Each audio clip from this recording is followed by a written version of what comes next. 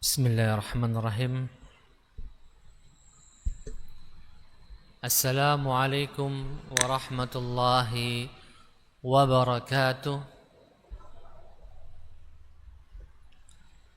Innal hamdalillah nahmaduhu wa nasta'inuhu wa nastaghfiruh wa na'udzu billahi min shururi anfusina wa min sayyiati a'malina. Man yahdihillahu fala mudilla lahu ومن يضلل فلا هادي له أشهد أن لا إله إلا الله وأشهد أن محمدا عبده ورسوله لا نبي بعد قال الله تعالى في القرآن الكريم يا أيها الذين آمنوا اتقوا الله حق تقاته ولا تموتن إلا وأنتم مسلمون أما بعد. Ma'asyiral muslimin wal muslimat rahimani wa rahimakumullah. Pertama-tama marilah kita panjatkan segala puja dan puji syukur kepada Allah Subhanahu wa taala yang dengan limpahan rahmatnya kita masih bisa berkumpul berjumpa di tempat yang Allah muliakan ini. Tak lupa salawat serta salam tercurah kepada junjungan kita Nabi Agung Muhammad sallallahu alaihi wasallam beserta seluruh keluarganya, sahabatnya dan siapapun yang mengikuti mereka dengan baik hingga akhir zaman kelak. Bapak Ibu yang sama-sama mengharapkan keridhaan Allah, melanjutkan kajian kita tentang khuluqul mu'min. Malam hari ini kita akan membahas tentang khasaisul akhlaq fil Islam, yaitu bagaimana karakteristik akhlak dalam pandangan Islam. Apakah segala hal yang dianggap baik atau perlakuan baik oleh sebagian manusia dan tidak dianggap baik oleh sebagian yang lain itu termasuk akhlakul karimah atau yang bagaimana? Nah, pada malam hari ini kita akan kayak memahami pakemnya atau relnya atau koridornya. Apa sih itu akhlakul karimah yang dimaksud selama ini oleh Islam? Ya. Yang pertama, karakteristik yang pertama, ya, akhlakul karimah yang kita maksud adalah bersifat rabbaniyah. Artinya rabbaniyah apa? Diperintahkan oleh Allah Subhanahu wa taala. Dan ada contohnya dari baginda Nabi Muhammad sallallahu alaihi wasallam. Jelas perintahnya, arahannya, himbauannya, landasan syariatnya dan contohnya dari baginda Nabi Muhammad SAW. Dan ini memang salah satu tujuan utamanya Allah Subhanahu Wa Taala, salah satu tujuan ya besar di mana Allah mengutus Nabi Muhammad SAW. Dan ini ditegaskan dalam hadis beliau ketika beliau mengatakan innama bu'itsu liutammima makarimal akhlaq. Sesungguhnya aku diutus ya dengan tujuan menyempurnakan akhlak manusia. Berarti salah satu tujuannya di samping dakwah tauhid dan lain sebagainya, ada hal penting yang nggak bisa dilupakan dari agama ini, yaitu akhlakul karimah. Dan sudah banyak hadis, ayat ya yang menjelaskan dengan bahwa agama Islam goalnya nanti setiap pemeluknya, setiap muslim dan muslimah itu memiliki akhlak yang mulia. Asmaullah yang kemarin sudah kita kaji itu melambangkan bagaimana mulianya sifat-sifat Allah Subhanahu wa taala. Dan sebagian besar agama kita memerintahkan kita agar memiliki sifat-sifat mulia tersebut. Contoh dari nama Ar-Rahman dan Ar-Rahim, kita dihimbau, diarahkan dan ditekankan supaya memiliki sifat rahmah dan ar-rifqu. Ar-rahmah itu kasih sayang, ar-rifqu itu lemah lembut. Dari kata al-qawi yang maha kuat, yang maha perkasa, maka kita harus punya ketegasan, kekuatan pada diri sendiri. Kemampuan pada diri sendiri atau kemandirian pada diri kita masing-masing. Al-haqqu wal adl, atau nama al-haqqu dan nama al-adl. Maka dari sini kita harus mampu mencerminkan akhlak, harus mampu menunjukkan perilaku-perilaku akhlak yang mencerminkan sifat adil atau yang menjunjung tinggi arti keadilan. Al-wadud, yang maha penuh kasih sayang. Kita pun dituntut harus punya akhlak yang penuh kasih sayang dengan keluarga kita, anak-anak kita, istri kita, orang-orang terdekat kita. Kemudian dari nama Allah yang Al-Karim dan Al-Jawad, yang keduanya bermakna dermawan atau maha pemberi, maka di situ kita dituntut untuk menjadi personal muslim yang memiliki karakter dermawan, suka memberi, care sama lingkungannya. Dari kata as-sabur, maka kita juga dituntut, diminta punya akhlak sabar. Al-afu, al-afun, yang maha pemaaf. Maka kita pun dituntut agar kita memiliki karakter yang mudah memaafkan kesalahan orang lain. Dan asmaul husna yang lain seperti itu juga. Ya. Jadi setiap nama-nama Allah yang maha indah itu kita dituntut memiliki cerminannya, perilaku yang menunjukkan kita mengimani nama tersebut, ya, dalam kehidupan sehari-hari kita. Dan Al-Quran, ya, secara umum, ya, yang lebih dari 800 ayat, ya, lebih dari 800 ayat, ya, beratus-ratus ayat dalam Al-Quran, semuanya merujuk kepada tahdzibun nufus, ya, penanaman karakter mulia pada setiap insan manusia.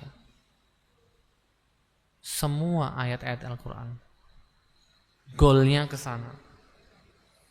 Nah, jadi karakteristik yang pertama dari akhlakul karimah Islam adalah bersifat rabbaniyah. Ada perintahnya, ada landasan syariatnya, baik ayat Al-Quran maupun hadis nabawi. Al-khasisatu tsaniyah al-alamiyah wa syumul. Karakteristik yang kedua dari akhlak al-karimah atau akhlak mulia yang dianjurkan oleh Islam adalah sifatnya ini al-alamiyah wa syumul. Sifatnya universal, menyeluruh, berlaku untuk semuanya, laki, perempuan, dan untuk berbagai macam etnis manusia di muka bumi ini. Enggak cuman akhlak ini baik dilakukan oleh etnis ini tidak dengan etnis lain, tidak. Akhlak, ya, karakteristik akhlak yang kedua adalah sifatnya menyeluruh dan mencakup bukan cuman duniawi tapi juga akhirat.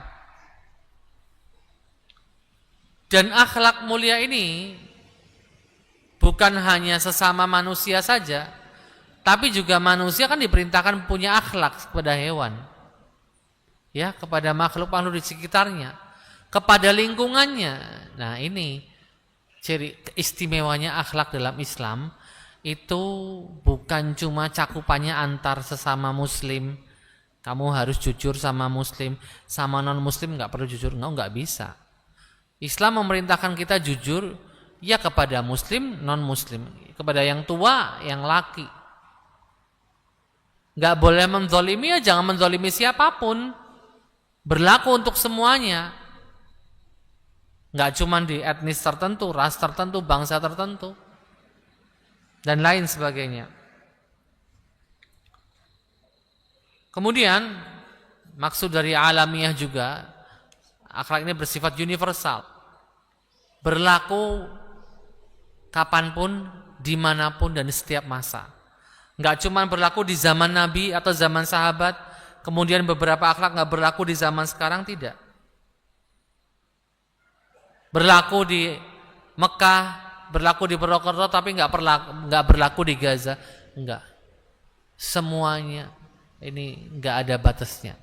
Ketika agama memerintahkan kejujuran, ketika agama melarang kezaliman, bertindak zalim ya, maka itu berlaku untuk semua dan dimanapun, nggak terbatas oleh etnis-etnis tertentu atau tempat-tempat tertentu atau zaman-zaman tertentu. Laki ataupun perempuan ya sama saja. Strata sosialnya beda atau apa, itu tidak peduli. Al-Quranul Karim memerintahkan adil kepada siapapun, bahkan kepada musuh loh. Kita contoh ya, kita ambil surat Al-Maidah ayat 8. Wala yajrimannakum syana'anu qaumin ala alla ta'dilu. Awas, hati-hati. Jangan sampai kebencianmu terhadap seseorang atau terhadap sebuah komunitas, sebuah kelompok itu bikin kamu bersikap enggak adil. Ya. Allah sampai memerintahkan. Allah memberi warning, wanti-wanti, awas.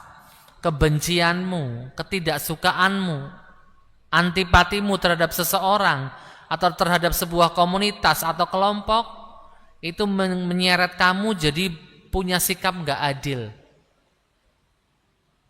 terhadap mereka. I'diluhu aqrabut taqwa. Tetaplah bertindak adil, tetaplah bersikap adil. Huwa aqrabul taqwa, itu yang paling mendekati ketakwaan. Bayangkan Bapak Ibu bisa bandingkan ajaran agama ini yang di Al-Maidah ayat 8 dengan semua agama yang ada di muka bumi. Tidak ada yang seperti ini. Hukum riba mungkin Bapak Ibu sudah ngerti semuanya haram ya. Ternyata di agama Yahudi riba juga haram. Tapi antar mereka, jadi orang Yahudi nggak boleh ngutangi secara riba sama Yahudi. Tapi kalau ngutangi non Yahudi pakai riba, boleh-boleh saja. Seperti itu. Agama Islam enggak. Ketika melarang sebuah kezaliman, larang itu berlaku untuk sesama muslim atau antara muslim dan kafir ya, dan kelompok-kelompok lain. Ini sempurnanya dan indahnya karakteristik akhlak mulia dalam Islam.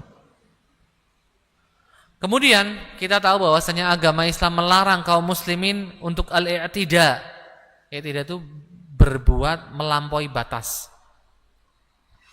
kepada orang-orang kafir musyrik ya, karena mungkin tindakan mereka terhadap kita, karena mungkin upaya mereka yang terus berusaha menghalangi kita atau ngeruweti urusannya kita ya, atau bahkan menghalangi kita dari Masjidil Haram. Hal ini diabadikan oleh Allah di surat Al-Maidah ayat 2, wala yajrimannakum syana'anu qaumin an saddukum anil Masjidil Haram an ta'tadu.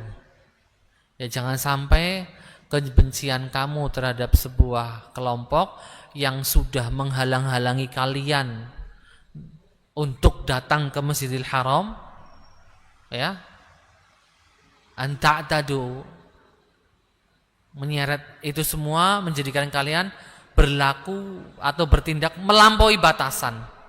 Oke, melawan tindakan itu, meminimalisir tindakan itu atau mengcancel tindakan tersebut atau mempidanakan tindakan tersebut terserah ya.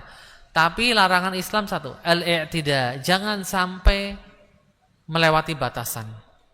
Jangan sampai malah kita balasannya ke mereka malah berbuat zalim yang lebih berkali lipat ya. Ini larangan Islam tegas. Wa ta'awanu 'alal birri wat taqwa. Justru mari kita kerjasama antar sesama dengan tujuan kebaikan, albir, kebajikan dan ketakwaan. Dan jangan sampai kita kerjasama dengan sesama muslim atau selain muslim untuk kemaksiatan atau kedurhakaan. Dan bahkan ikhwatil iman, Allah itu memerintahkan Nabi Muhammad untuk terus bersikap adil. Bukan hanya kepada para sahabatnya, tapi kepada orang-orang yang menyelisihi beliau. orang-orang yang durhaka sama Nabi Muhammad sallallahu alaihi wasallam. Contoh nih di surat Asy-Syura ayat 15, Bapak Ibu bisa buka. Falidzalika fad'u wastaqim kama umirta wa la tattabi' ahwa'ahum wa qul amantu bima anzalallahu min kitabin wa umirtu li'adila bainakum Allahu rabbuna wa rabbukum lana a'maluna wa lakum a'malukum la hujjata bainana wa bainakum Allahu yajma'u bainana wa ilaihil masir. Dalam ayat ini ya, Allah menegaskan kepada Nabi Muhammad, wala tattabi ahwa'ahum. Enggak usah mengikuti gejolaknya mereka, nafsu-nafsunya mereka, pertentangannya mereka. Enggak usah terlalu direspon gitu ya. Tetap bersikap adil terhadap orang-orang yang menyelisihimu, terhadap orang-orang yang melawanmu, terhadap orang-orang yang menolak dakwah Islam yang kau bawa. Ya. Bahkan Rasulullah suruh bilang kalimat seperti ini. Wa umirtu li'adila bainakum. Dan aku diperintahkan untuk terus bersikap adil di antara kalian. Kalian di sini masuk di dalamnya umatnya Nabi dan orang-orang baik orang-orang yang mengikuti Nabi dengan baik atau orang-orang yang durhaka dengan dakwah Islam, yang menolak dakwah Islam yang dibawa oleh Rasulullah sallallahu alaihi wasallam. Jadi luar biasa ikhwatil iman. Akhlak mulia dalam Islam itu berlakunya tanpa batas untuk semuanya, bukan hanya sesama muslim tapi juga sesama manusia. Bahkan bukan hanya sesama manusia, kepada hewan pun kita diperintahkan untuk tetap berbuat ihsan. Contoh saat penyembelihan, Nabi mengingatkan, falyuhidda ahadukum syafratah. Tajamkan pisaunya. Supaya apa? Enggak nyiksa kambingnya, enggak nyiksa sapinya. Kadang kita ngelihat ya orang nyembelih sek lama banget. Harusnya itu enggak ada 1 menit putus 4. Tidak ada 1 menit. Sekali lagi enggak lebih dari 1 menit. Kalau lebih berarti nilai ihsannya berkurang atau hilang bahkan. Langsung sekali tekan putus semuanya. Ya seperti teman-teman Juleha itu kalau mempraktekkan jurus sembelih halal Indonesia.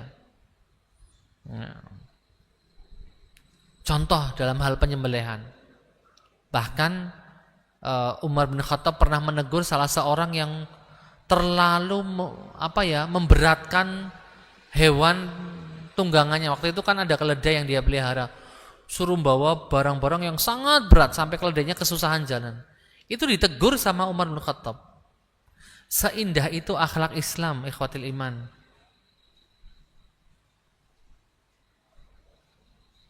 Ya. Kalau orang berakhlak, pasti mereka nggak akan merusak hutan yang nggak mungkin kembali lagi kalau sudah dirusak. Mereka akan mengerti sekali dan menjaga kelestarian hutan yang Allah anugerahkan ke negara kita. Oke, lanjut ke karakteristik yang nomor 3 ya. Al-insaniyah, atau sifat atau akhlak-akhlak yang mulia ini itu sangatlah manusiawi, cocok dengan fitrahnya manusia. Dan bahkan ketika kita mempraktekkan akhlakul karimah kepada siapapun, ya, semuanya akan berefek indah.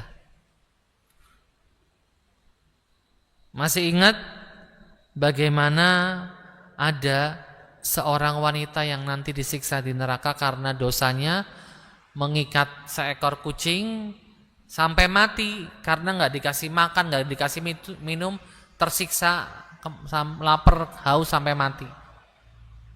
Allah balas dia di akhirat. Ada juga seorang wanita yang diselamatkan dari adab neraka karena apa? Ngasih minum anjing, ya kan? Kalau nggak salah kisah ini udah pernah diangkat sama Ustaz satu kali dia di waktu subuh ya,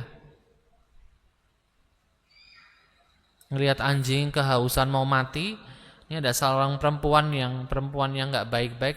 Bahasanya hadis itu min baghaya Bani Israel. Ya, wanita pekerja yang ya dalam tanda kutip ya dari kalangan Bani Israel. Kemudian dia ambil apa ya, kayak mungkin sepatunya lah atau kaos kakinya lah. Kemudian dia nimba air dan dia ambilkan air itu untuk si anjing tadi. Dengan perbuatan baik ini Allah mengampuni dosanya. Jadi bayangkan, akhlakul karimah ini sangat-sangat manusiawi. Perbuatan baik kita kepada hewan pun tertulis sebagai pahala. Seindah itu agama kita, ikhwan. Ma'asyiral muslimin, a'azallahu wa iyyakum. Ya Rasulullah, inna lana fil bahaimi ajran.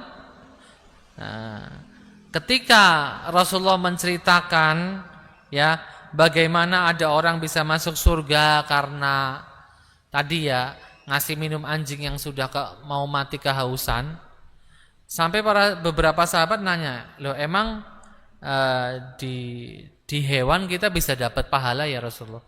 Fi kulli karbidin rutbah ajr. Di setiap makhluk yang bernyawa kita bisa mendapatkan pahala darinya, memperlakukannya dengan baik dan lain sebagainya. Terus Ustaz, bagaimana kalau ada hewan yang memberikan madarat, mau menyerang kita, kita bunuh nggak? Ya sikat aja, usir. Kalau nggak mau diusir ya bunuh aja, nggak masalah. Kan keselamatan kita nomor satu. Ya. Bukan berarti itu nggak ihsan, ya tetap ihsan, karena kita melindungi diri kita dan keluarga kita.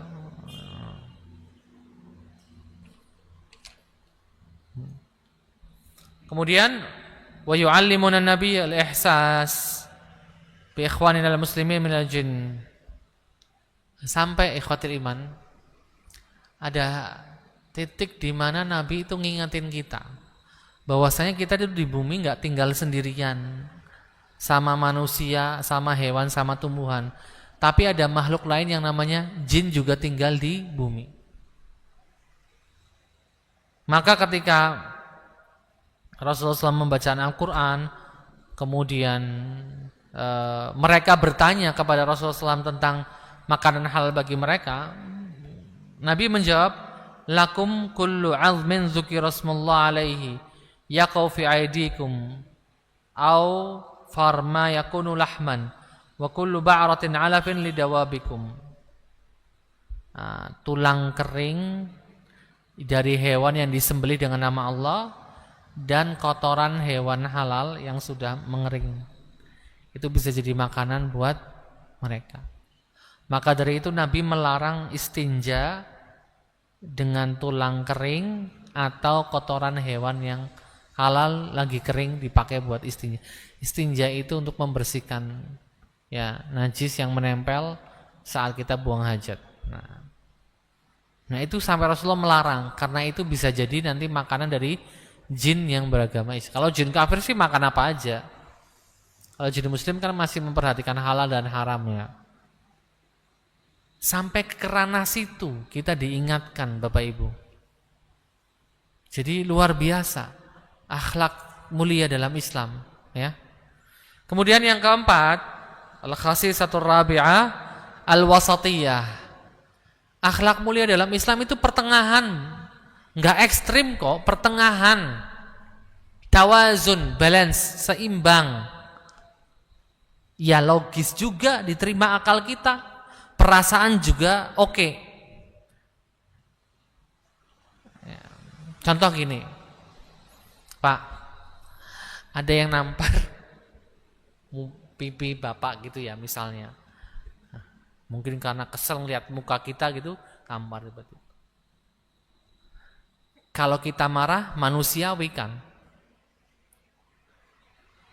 Kalau kita bales manusiawi enggak? Manusiawi. Tapi kalau kita memaafkan bagaimana? Boleh. Boleh. Itu pilihan. Ketika kita memaafkan, itu pilihan kita.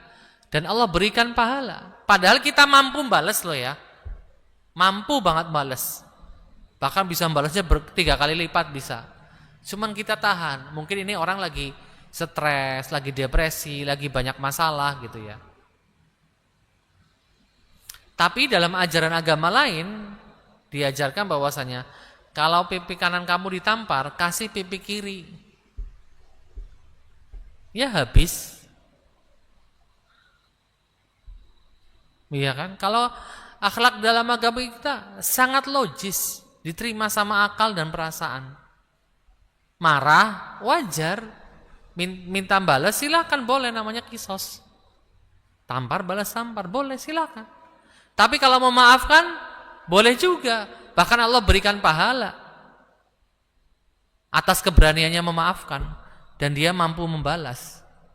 Indah kan Islam, logis. Kalau dibandingkan dengan ajaran-ajaran yang lain, jauh berbeda. Ma'asyiral muslimin, a'azallahu wa iyyakum. Wal Islamu idh yad'u ila tahalli bil akhlaqiz zakiyyah, innama yarsumu tariqan wasatan, ya. Jadi semua akhlak mulia yang ditekankan oleh agama kita itu bikin hati tenang, diterima sama perasaan kita, hati kita. Logika juga nerima. Enggak melampaui batas atau enggak bikin rusak badan kita kok. Ya. Bahkan ini bisa mensucikan hati kita. Seperti tadi, kayak memaafkan dibandingkan membalas, ya. Dan lain sebagainya.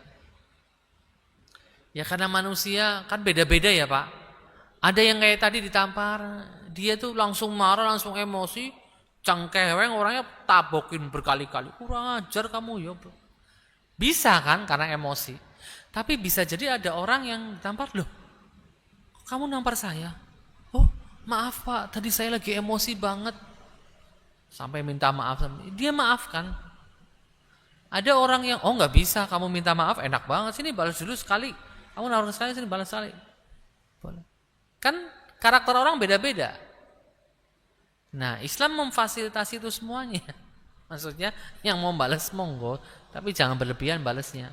Sama-sama. Yang memaafkan juga silakan. Itu pilihan. Dan Allah berikan pahala bagi yang memaafkan. Ma'asyiral muslimin, a'azallahu wa iyyakum. Jadi akhlak mulia dalam Islam itu enggak ngerusak psikologis kita, enggak ngerusak fisik kita, ya. Tapi justru apa ya? Seperti semacam penguatan karakter yang lebih bagus lagi.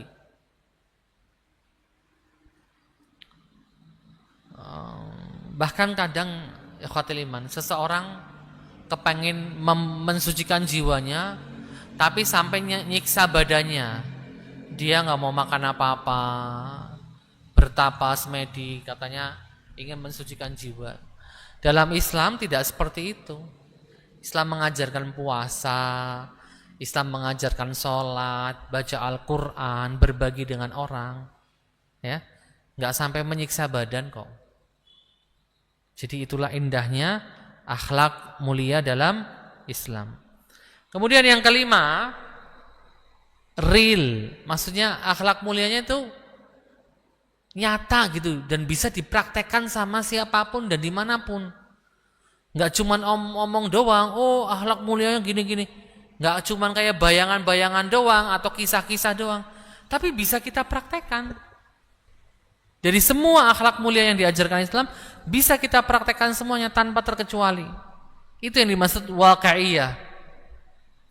Jadi bukan kayak mitos, oh dulu sahabat kayak gini. Oh, hanya cerita, terus kita nggak bisa melakukan. Bisa, kita bisa. Ada efeknya juga di kehidupan nyata kita. Ma'asyiral muslimin, a'azallahu wa iyyakum. Sekali lagi orang yang beriman dihimbau dan bahkan dituntut untuk bisa berperilaku yang mencerminkan akhlak mulia ini, ya. Dia akan diberi pahala, ya.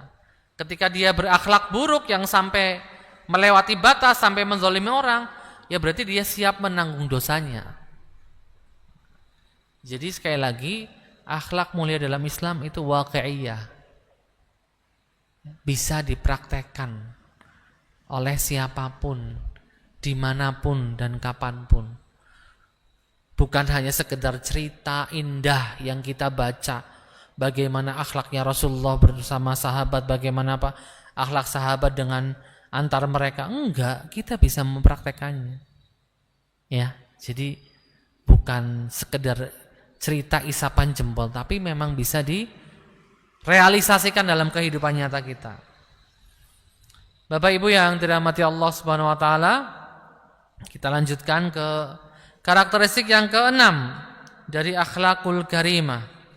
Ya. Akhlak mulia dalam Islam itu mithaliyah, sangat ideal. Nomor 1, nggak ada tandingannya. Ya. Contoh akhlak mulia dalam Islam yang diajarkan adalah al-ithar. Apa itu ithar?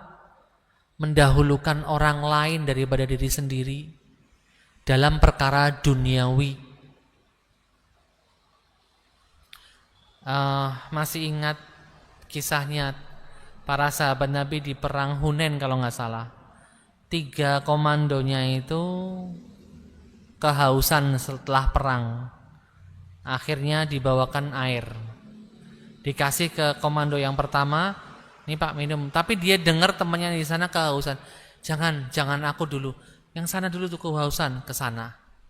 Sudah sampai sana, yang sana dengar sebelah sana haus. Itu tuh, ada yang kehausan selain aku. Cepat kamu ke sana dulu. Ke sana dulu.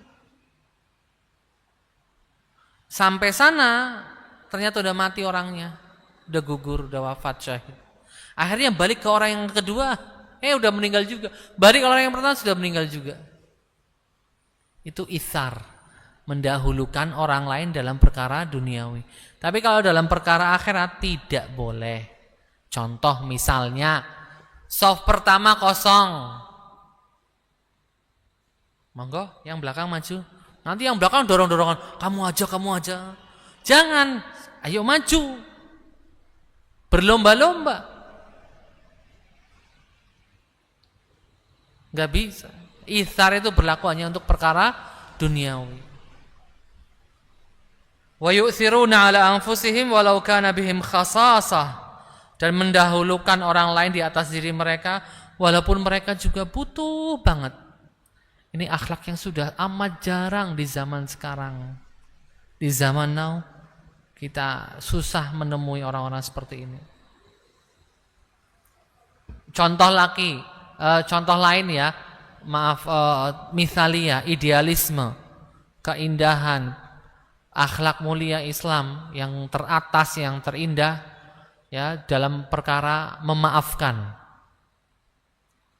Bahwasanya Allah menyatakan orang-orang yang mudah memaafkan kesalahan orang lain itu termasuk orang-orang muhsinin, kata Allah. Dan Allah suka mencintai orang-orang muhsinin. Kemudian dalam ayat lain surat An-Nahl ayat 126 Allah Subhanahu wa taala menegaskan, wa in aqabtum fa'aqibu bimithli ma uqibtum bih. Kalau kalian mau menghukum mereka, musuh-musuh yang udah nyerang kalian, maka hukumlah sebagaimana mereka memperlakukan kalian ya. Jangan berlebihan. Tapi kalau kalian sabar, enggak membalas perbuatan buruk mereka sebagaimana mereka melakukan kalian, maka itu kesabaran kalian akan berbuah pahala. Dan yang bersabar memberi maaf padahal bisa membalas, ya, kata Allah, itu merupakan orang-orang yang kok jiwanya kuat, ya, yang nantinya mendapatkan pahala dari Allah Subhanahu wa taala. Kemudian ikhwatul iman a'azallahikum, contoh lain ya,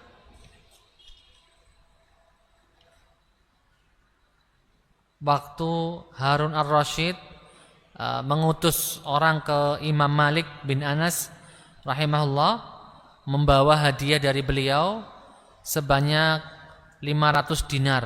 500 dinar berapa? Satu dinarnya 4 gram. 1 gramnya sekarang katakan 1 juta lebih ya. Katakan 1 juta berarti 1 koin 4 juta. Ini 500 koin, Mbak. Berapa itu? 4 miliar jangan-jangan ya. Wa qala lillahi bin Sa'id inni a'taituhu 500 fa kaifa tu'tihi alfan wa anta ahad afrad ra'iyati. Ya Amirul Mu'minin inna li min ad-dakhal kulli yawm 1000 dinar fastahtaitu an u'ti mithla Malik ibn Anas aqal min dakhli yawm.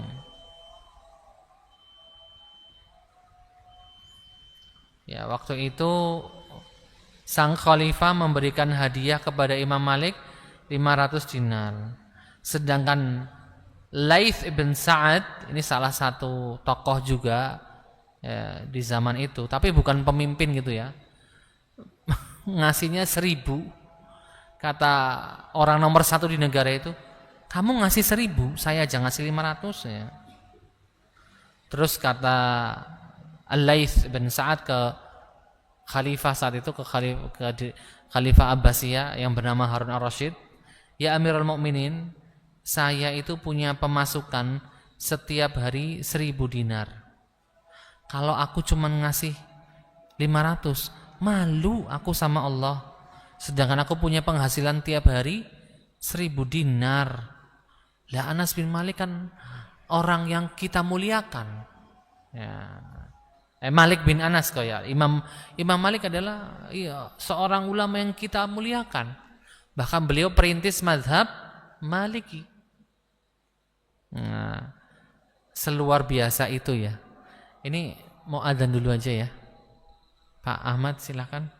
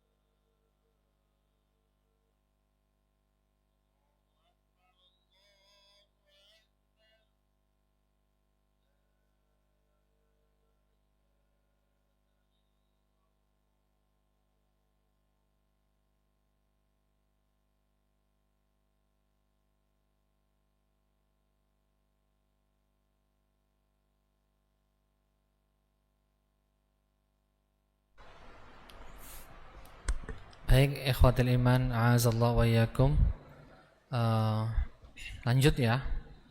Contoh lagi.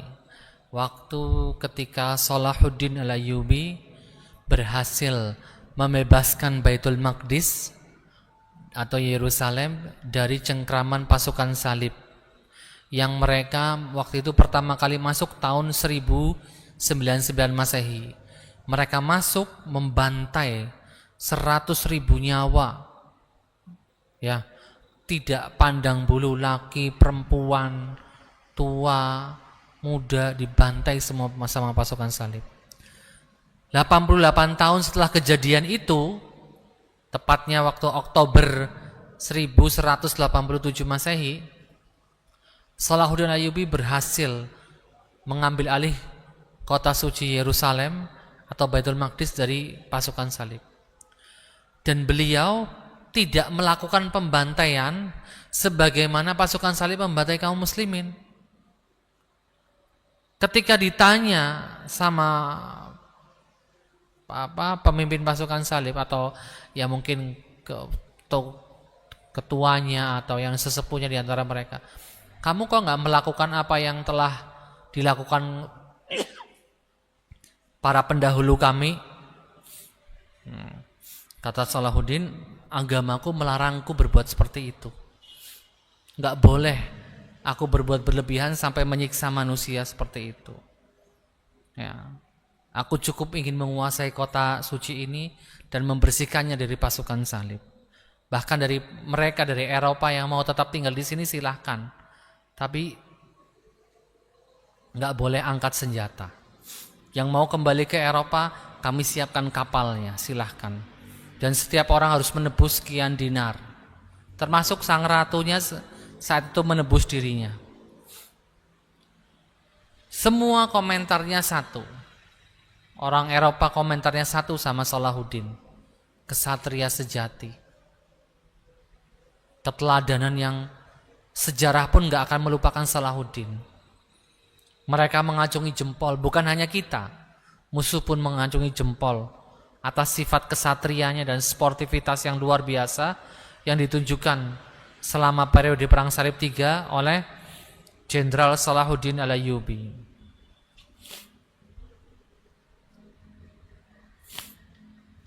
Kemudian ma'asyiral muslimin, a'azallahu wa yakum,